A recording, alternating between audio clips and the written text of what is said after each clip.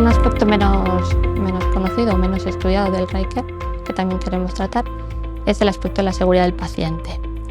Pensar que un paciente que está en un centro hospitalario ingresado, si es atendido por numerosos especialistas, numerosos servicios, lo que pasa es que cada uno de estos médicos o cada uno de estos servicios pues, le va a pedir una serie de determinaciones de laboratorio,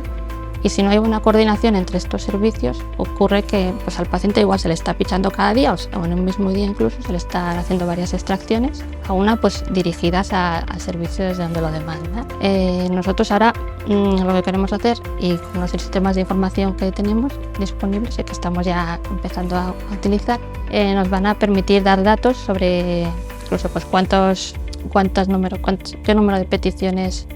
se le está demandando a cada paciente, qué número de tubos se le está extrayendo. Bueno, pues ver si realmente la cantidad que se le extrae de sangre es adecuada, y si resulta excesiva, pues ver un poco qué indicadores podemos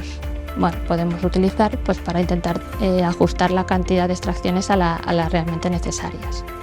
Habrá que consensuar con los clínicos estos indicadores, habrá que establecer una serie de acciones para mejorar todo este aspecto.